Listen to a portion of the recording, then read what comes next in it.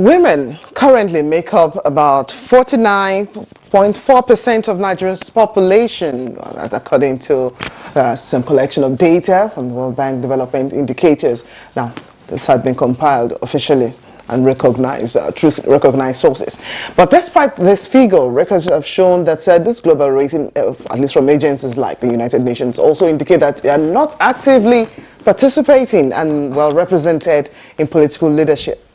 Some have attributed this to many reasons, ranging from cultural stereotypes, socioeconomic position, and also perhaps the patriarchal nature that the society has bestowed on a nation like us, maybe on the African continent as well, and some other parts of the world actually see it that way.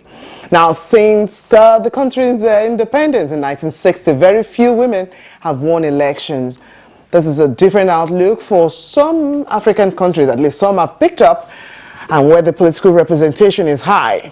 And with just a few months to the 2019 elections, very few women have taken up positions, or some have actually emerged from the primaries of political parties. And fewer political parties have women as their presidential peers. What is the hope that more women will be represented in political leadership very soon? And what is the way forward to increasing women participation in politics? All this and more will be a focus on Nigeria today. My name is Blessing Abu, and it's good to have you join us on the program.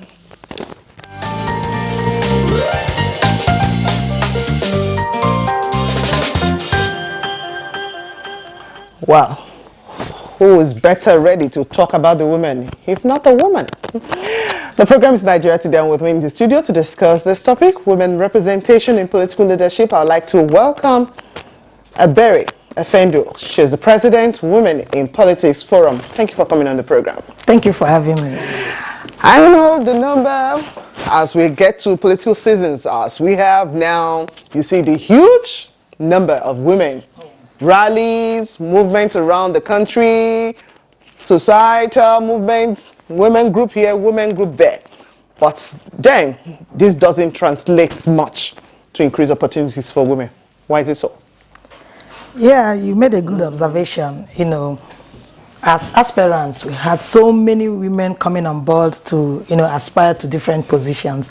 But when it comes to, being the true candidates of their political parties, the number just dropped. And this is because the political parties consciously are not interested in having women participate in politics. So why are they interested in making us push the numbers for that? Yeah, they always give us that, hope that we are interested, we want women to participate. Some parties will say they are giving women free forms, others will say they will pay 50%, and then by the time they come up with the amount of money to be paid, then you realize that systematically they have removed women from participating. A political party paid a gubernatorial nomination form at 22.5 million. And if you ask a woman to pay half of it, that is 11.250. Yeah, well, most women get the money to do that. So at that point, some women dropped off. And then the few women that were able to pay to participate got to the point of primary, and then the main problem started. They were faced with intimidation. They were faced with outright financial inducement. They were also faced with the delegates not being inclusive. Most times they would say that it will be an open election, all inclusive, and then people, once you are a member of the political party, you'll be allowed to vote. But the sad part is that we don't even have an authentic membership register. So who are the members of the party? And then they don't have a specified guideline to say that the registration of party membership should end a month or two to the primary election. So you see that it's a continuous thing. At that point, you don't even know who the delegates will be. Now, you raised a point while at least talking about what these women face. And worrisome for most women, of course, like yourself too, and your forum, that aspect of intimidation, like you just pointed out. Yes. Could it be that these women were not even ready in the first instance or not qualified? Because if you know you have the right qualification, you know what it takes to be there. You had already pushed forward. You even paid if you're lucky to have those who support you with funds, because we know funds generally could be either way, either for some men as well. What would intimidate a woman who knows and onions and she's ready to serve? Unfortunately, even some men are also intimidated also. You know, the pedigree of such women? Yeah, no, not the women this time. I'm just talking about generally. Okay. Because it's lack of internal party democracy. So there's imposition. Even when a woman is qualified and then the godfather is not interested in that woman, you know, coming on board for whatever reason, the woman will be asked to step down. And then if you think you want to go ahead, then you will now see a kind of violence. We experienced it in Plateau State, where a highly qualified woman with capacity, a former minister of this country, a former deputy governor, but when she insisted that she was going to go to the end of the primaries, there was so much violence that left so many people in the hospital. So in that situation, what would you want that woman to do? That's the intimidation I'm talking about. That is it. That is it. So it's a big problem for us across all the states and across all the political parties. Even though we have some specific parties that, you know, their case is more than the others, like the ruling party, I must say, didn't give opportunity, any kind of opportunity to women. The APGA themselves also, we have a situation where a woman participated in the primaries. She even got her certificate of return, and the party is asking her to return it now. So let's break down this further. I know we talked about issue of stereotypes. Yeah. Maybe culture, okay, where it's okay for us is a patriarch society, or for people to actually take on that particular aspect. But then there are advocates already, because they say there are about 3 outlook to this for those who actually move in. This debates saying women, yes, you can actually, women must be given the position. There's also the school of thought that's okay, yes, it's good. You can have that, you can have the participation, but you must fight for it. Nothing is going to be given to you freely. And of course, the third part will be those who even believe, no for you, your place should be somewhere in the kitchen or wherever it is. You could be seen, but certainly not heard. Yeah. So where do we hinge most of this great discrimination that we've faced as women participating? Like we've already pointed at the beginning of the program, we can mobilize. But why can't they mobilize for us to stand? Well, the major problem here is that is the political structure, actually. You know, because the men started quite ahead of women. So they set the standard, they set the rules. And then coming in now, we want to, you know, share the limelight with them. They don't understand that it's you know, a situation where we want to participate to build the nation. Because let's get it right here, my sister. Any country that will not have almost half of their population participate in governance, that country will never develop, however we want to look at it. And other countries are already working towards achieving that. Most recently in Rwanda, they reshuffled their cabinet, and as we speak, they have parity, 50-50. Ethiopia also just recently did that. So I don't know why it's difficult for us. At least those are African countries. It's working in other countries. So what is the edge they're having over us? How critical is its edge that they have over us compared to what we have? Yeah, the problem is, you know, the political circle, the people, the godfathers, the key political actors, they don't seem to want women participate. Why?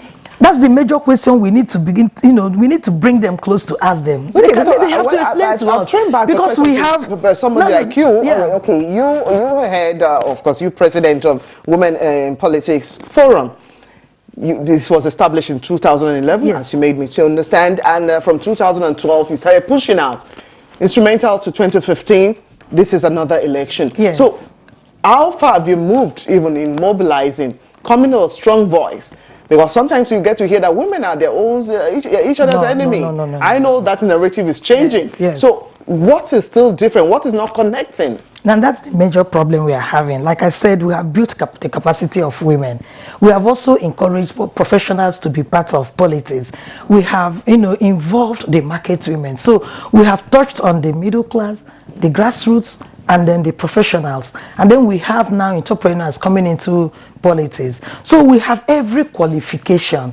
And like you rightly said, when they started, and I talked about the high cost of nomination forms, we saw women who could, muzzle out funding to buy the forms. And then when it got to the point of having a free and fair primary, it became a problem. Because when you go back to the party leadership, you will find out that in most political parties, there will always be that position of a woman leader.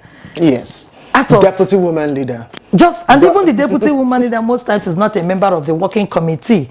And so amongst the men, you have just this woman to speak for the women.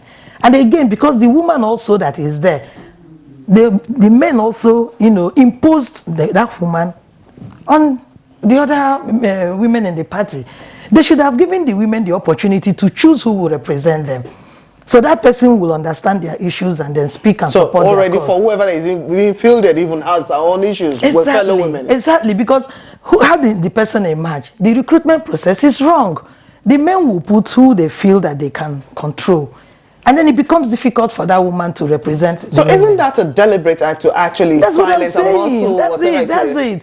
And it's because of the party structure. But right away, we have been talking to women to, join any political party of their choice and then begin to work towards being part of the working committee so that they will be part of the decision making. Until we have our people there representing women, it will just remain, the same problem that we are going to be facing. Well, Ebere, we actually went to town earlier in the day to sample the opinion of residents to know what they feel about representation, women representation and participation in political leadership. We'll get to see that in a short while. But for many, we said in parts of Nigeria now, like we've already pointed out, female candidates are being disqualified from contesting for elective position on account of their gender. Yeah. But really, what's it in a position that the woman has, from time immemorial, let me use that, try to seek the voice to be heard, not just be seen as just an object of cosmetics or anything. There's something we really want to keep. What does it take to actually stand as a woman in a political space like Nigeria? What is it that we're looking out for in that woman? Yeah, we should be looking at capacity. We should be looking at integrity. And we should also be looking at, the zeal to serve. And I tell you, my sister, we have highly qualified women who are ready to participate in politics. Like I said, we are in, how do I put it, like a vulnerable group, in the sense that the culture, our culture, is not on our side. Religion is not on our side. And then the major problem is that when you even go back to the Bible or to the Quran, you will even find there that whatever interpretation the religious leaders are giving to our position in the society, you cannot find in the Bible. You cannot also find in the Quran. So why are women not giving back this same narration that the men are giving them? Why are they not taking it back? The women are doing that. But this is something that started, like you said, from inception. So how are we going to just, walk across it within this short period? It's a continuous thing, and we are doing that. For me, I think that since we are not getting it, through the elective positions, we have to start negotiating with whoever will become the next president of this country to have a certain percentage for women. Whatever happened to 35% affirmative action? Now you see, we have no legislation. We'll keep drawing. Yes, there's no legislation. The National Assembly, they have killed the Gender and Equal Opportunities Bill. And these are people that are coming out to tell us that they are supporting women. And when they cannot at least pass the Gender and Equal Opportunities Bill, this means that we are not going to, get that 35%, legally. But it's there. It's part of the Nigeria gender policy. Okay. So, Ben, we'll come back from this break now, because now we'll have to take a look at the voices from the street, like we pointed out, and we'll see aspects of legislation where we can actually push that, and what more will the women be required to do as 2019 election approach very fast? You're watching Nigeria Today. Now let's take a short break and take these responses from Nigerians who spoke to us on the topic, women representation in political position. We'll be right back.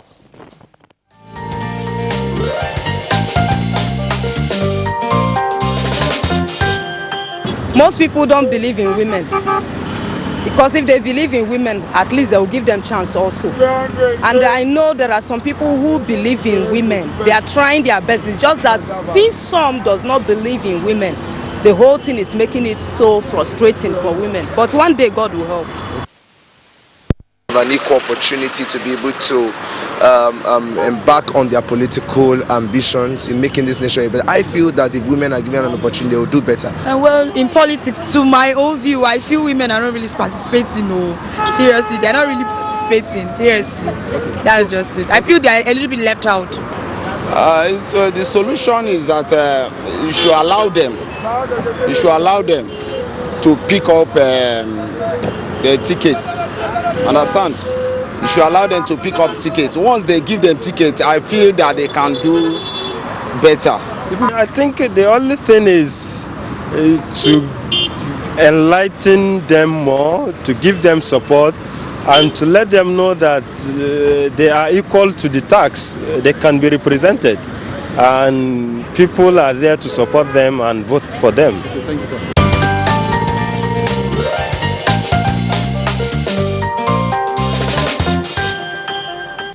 Yes, welcome back. The program is still Nigeria Today, and we're taking a look at women representation in political positions as well as elective opposition. And our guest is still with us, Ebere Efendu, President, Women in Politics Forum. Ebere, you actually watched that, you listened intently, so you're taking notes. Now, there were issues of believability for the women and also other issues that were raised. What's your outlook? It's just the mindset of the men. You know, and I tell people that, you know, our society is a patriarchal society, like you mentioned when we started. And what they fail to understand is that patriarchy is actually a form of affirmative action. It has given men an edge. So there must be a deliberate effort from, you know, women, men to allow women to participate. We need a quota system. We need affirmative action. We need legislation for us to participate. Done, even from the home front, because we know definitely these are the same men who will come, they see their mom, they see their sisters, they see their daughters. They give that support in the home. So why can't they be pushed on the higher level? Now you see, even when you look at it from that angle, the men will always want their children to excel. We're looking at the, you know, more liberalized, you know, society now. We are talking about leaving the home front and going outside to the society. You will see situations where a man will say, no, that woman cannot be my head. It's not possible. I cannot work under a woman. They still carry that patriarchal mentality from the home to the society. Because in the home, they are seen to be in charge, in quotes, because I don't know whether they are really in charge or not. You know, so it's the same thing that they are taking out to the society. By just looking, you know, at that woman and seeing her as, oh, you want to come and boss me. But they have, you know, failed to understand that women are, you know, very stable people. We don't have the kind of mindset they have. When you bring in a woman to do something, she will put in her best. She will be looking at, you know, the achievement, what she will get out of it. But the men, they have other things that's occupying them. Perhaps they have seen some other women actually go the other way. That's why they No, it's not true. It's not true. It's their imagination. Because if we have to put it that way, the percentage of men that have failed us in this country, we can't be talking about men governing us anymore. Could there be other deliberate means to actually encourage this participation? Let's say grooming young girls right from school age, even instilling in them that leadership aspect. So just okay, because you're a girl, you know, there are some things you can do. You can't push ahead like your male or at least the male folk, or at least the brothers or any of the male gender. How do we begin to push through that means as well? Aspects of mentorship, even from older women who have already succeeded or are succeeding. Are there places like that for us to look into? Yes, for us, the Women in Politics Forum, actually we started the Young Women in Politics Forum. And these are young girls, you know, still in the universities. We'll be reaching out to them. And then in terms of mentorship, we've mentored over 700 young girls across the 6 geopolitical zones. And we are still, you know, mentoring young people because we realize that. But what do they think about what has happened to you, all the women who have already gone onto the scene and are not really succeeding? Exactly. So what did we do? We started this idea of bringing in, you know, older women that's been in politics to come and share their experiences with them, share their mistakes and their success stories with them. So the young girls are really picking up fast. And if you look at the number of people contesting, young girls contesting election this period, unfortunately for most of them, they are not able to get tickets from the major political parties. But at least we have 91 political parties, and we are saying take a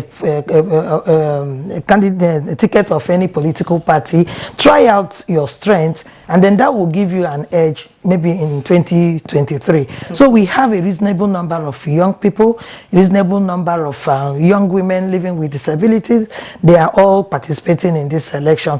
I don't know how far they can go in terms of winning the elections, but the important thing for us is participation, and that's what we've achieved in doing. So, okay, so what other ways can we look at? Earlier we talked about aspect of still pushing through legislation, perhaps that will help. Yes. What other ways can we look at in actually addressing this low participation and low representation? Yeah, we had a summit for aspirants, and then we had another one that we called the Advocacy Summit, where we brought in, you know, IPAC, leadership of political parties, and we asked them that, look, there must be a deliberate effort to bring women on board, and we talked about the twinning system. We said if a man is going to be the president, why not pick a woman as the vice president?